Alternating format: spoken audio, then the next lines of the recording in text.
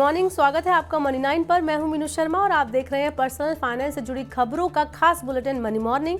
तो चलिए शुरू करते हैं आज का खबरों का सफर।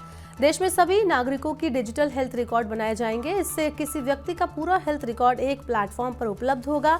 इसके लिए सरकार अमेजॉन वेब सर्विसेज के साथ मिलकर काम कर रही है। इस प्लेटफॉर्म पर जन्म से लेकर मृत्यु तक सारी जानकारी उपलब्ध होगी। अमेजॉन वेब सर्विसेज इससे पहले डिजिलॉकर और कोविन जैसे सरकारी प्लेटफॉर्म विकसित करने में भी महत्वपूर्ण भूमिका निभा चुकी है।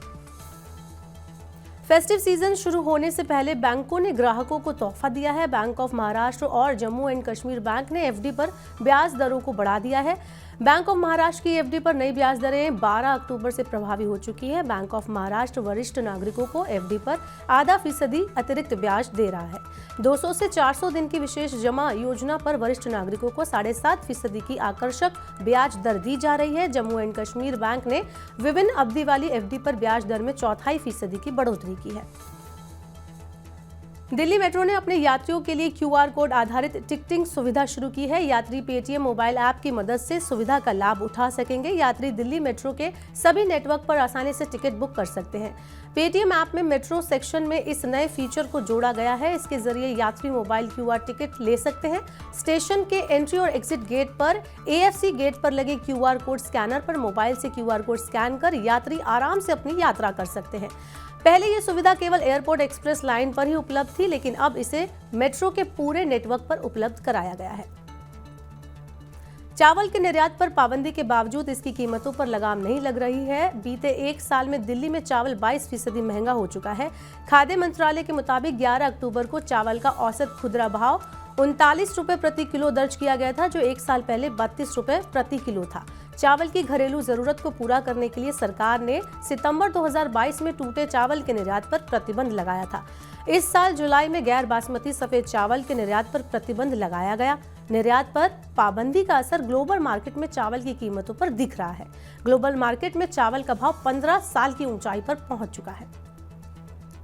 आईटी सेक्टर में छाई मंदी की वजह से देश में रोजगार की संख्या घट रही है। देश के 12 राज्यों में वेतन भोगियों की संख्या कम हुई है।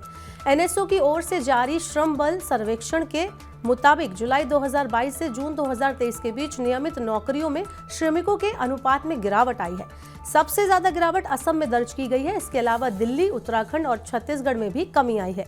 इस साल अप्रैल से जुलाई के दौरान ईपीएफओ के दायरे में आने वाली नौकरियों में भी कमी देखने को मिली है। पिछले साल के मुकाबले इस साल नौकरियों में 14.5% की गिरावट आई है। जी सर।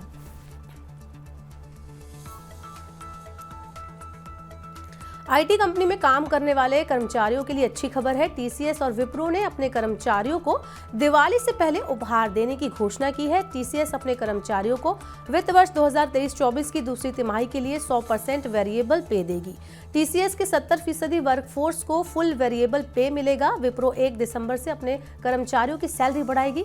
पहले कंपनी अक्टूबर-नवंबर में सैलरी बढ़ाने वाली थी। इस फैसले को कुछ समय के लिए टाल दिया गया था। अब जल्द ही घर से काम करने की सुविधा खत्म होने वाली है। देश की सबसे बड़ी आईटी कंपनी टीसीएस ने महामारी के दौरान शुरू की गई वर्क फ्रॉम होम सुविधा को खत्म करने की घोषणा की है। ऐसा कदम उठाने वाली टीसीएस पहली बड़ी आईटी कंपनी है। कंपनी का मानना है कि दफ्तर में साथ बैठकर काम करने से उत्पादकता बढ़ती है, इसलिए सभी कर्मचारियों से दफ्तर आने को कहा गया है। टीसीएस ने अपने कर्मचारियों से सप्ताह में सभी दिन ऑफिस आने का निर्देश दिया है। टीसीएस के इस फैसले से अब पूरी आईटी इंडस्ट्री में वर्क फ्रॉम होम सुविधा खत्म हो सकती है। एसेंचर में काम करने वालों के लिए बुरी खबर है। एसेंचर इस साल भारत में केवल उन महत्वपूर्ण स्किल एरिया में अपने कर्मचारियों का वेतन बढ़ाएगी जहां ये कानूनी रूप से अनिवार्य है या जहां कंपनी ने इसके लिए प्रतिबद्धता जताई है। इसके अलावा अन्य किसी एरिया में वेतन की वृद्धि नहीं की जाएगी। कंपनी का कहना है कि उसे ज्यादा चुनौतीपूर्ण स्थिति का सामना करना पड़ रहा है और उसकी ग्रोथ उम्मीद के अनुरूप नहीं है। एसेंचर में कर्मचारियों के 13 लेवल हैं। इसमें 13 सबसे निचला और एक उच्चतम लेवल है। लेवल 1 से 4 के लिए प्रमोशन को जून 2024 तक स्थगित कर दिया गया है। एयर इंडिया ने हवाई यात्रियों के लिए शानदार ऑफर पेश किया है। इसके तहत यात्रियों को सस्ते में विदेश घूमने का मौका दिया जा रहा है।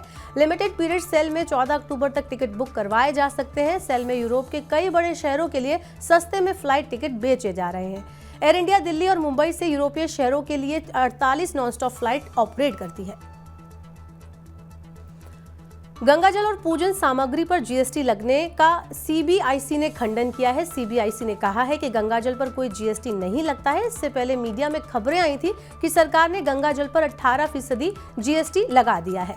सीबीआईसी ने कहा है कि देश भर में घरों में पूजा पाठ में उपयोग होने वाले गंगाजल और अन्य पूजा सामग्री को जीएसटी से छूट दी गई है। जीएसटी लागू होने के बाद से ही ये सभी वस्तुएं जीएसटी के दायरे से बाहर है। अब चलते चलते आपको बताते हैं सोने चांदी का भाव। पिछले 4 दिनों में सोना 1000 रुपये प्रति 10 ग्राम महंगा हो चुका है। चांदी की कीमत 1200 रुपये प्रति किलोग्राम बढ़ चुकी है। बाजार का अनुमान है कि अमेरिकी केंद्रीय बैंक फेडरल रिजर्व का ब्याज दर में वृद्धि का सिलसिला इस साल खत्म हो सकता है। इस वजह से अमेरिकी बॉन्ड की यील्ड कम होने लगी है। निवेशक अब बॉन्ड की बजाय सोने में निवेश बढ़ा रहे हैं, जिस वजह से इसकी कीमतें बढ़ रही हैं।